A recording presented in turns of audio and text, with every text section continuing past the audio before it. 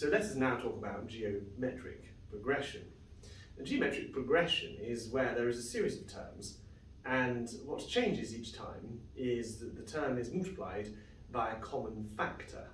So as different from the arithmetic progression, where each term has just had a small amount, the same amount each time added to it, a common addition if you like, these have been multiplied by this same factor. So for example, we have a half, a quarter, an eighth, a 16th. This is a geometric progression, and this could be written out in the following form. We could have a, which is the start term, and then ax, and then ax to the n, and then on and on and on and on, the final term being ax to the n minus 1, where a is the original number. We start on the first term, and x is the common factor that is applied to each one. And of course n is the number in the sequence.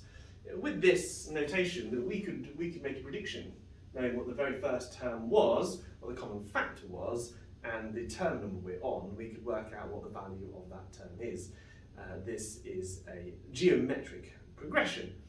But what we could do is we could also work out the geometric series, what the sum of these terms are.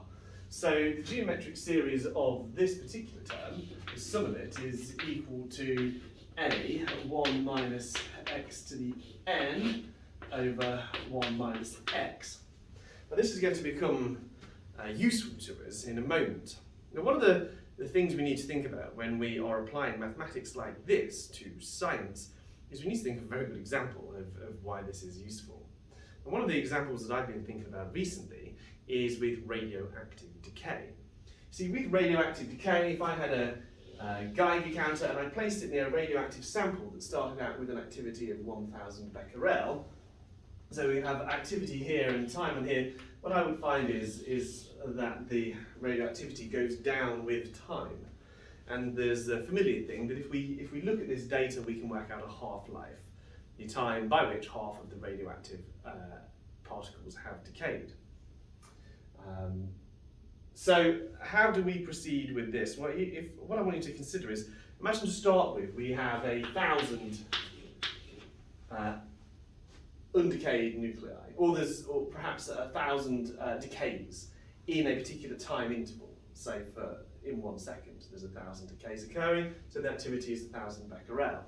Then, after a particular time interval, what I might find is 1,000 has halved, so I must multiply my 1,000 by a half.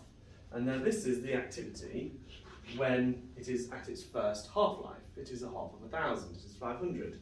And then at the next half-life, it is 1,000 times 0.5 squared, because you've done it twice, you've halved, and then you've halved again. You've multiplied by half, and then you've multiplied by another half.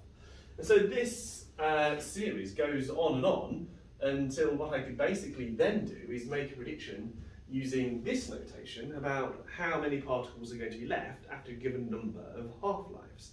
A very good use of geometric progression. So what we can do, say for example, we want to know after 6 half-lives, so 6 t1/2, then n is going to equal 6. And so what we need to then do is just start with 1,000, and we can multiply it by a half to the power of 6 minus 1, which is 5. Now if I get my calculator, I can do 1,000 times 0.5 to the power of 5, which is 31. So there we go. The geometric progression has enabled us to work out how many particles are left after a given number of half-lives. Now, what is a good example of a geometric series in this case? Now, when we do this experiment in real life, what we tend to do is we set some sort of binning to the data. We want to know, in the case of the measurement of activity, how many decays there have been per second.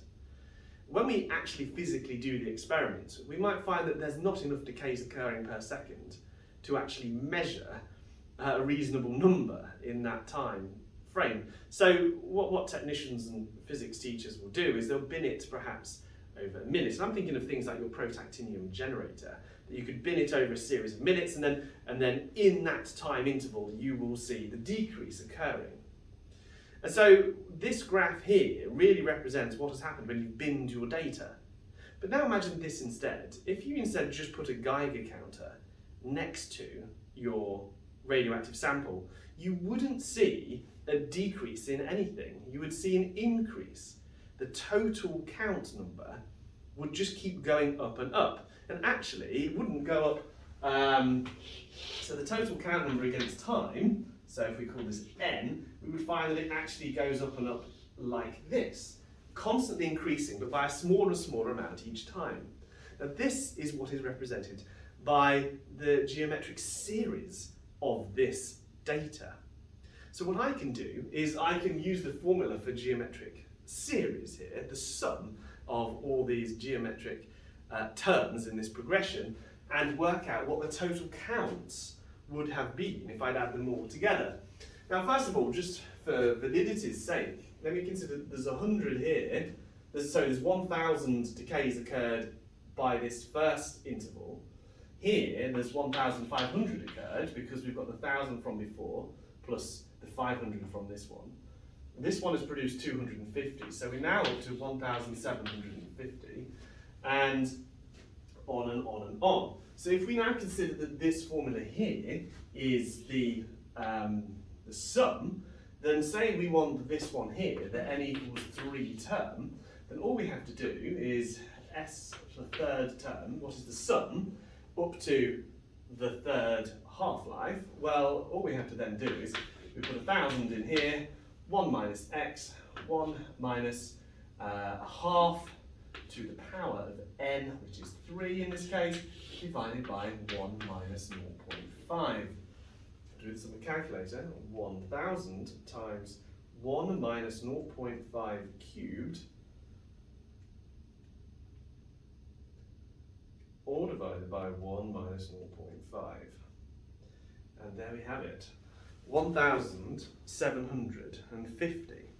So this enables us to work out what the total number of counts have been at a particular number of half-lives in this radioactive decay.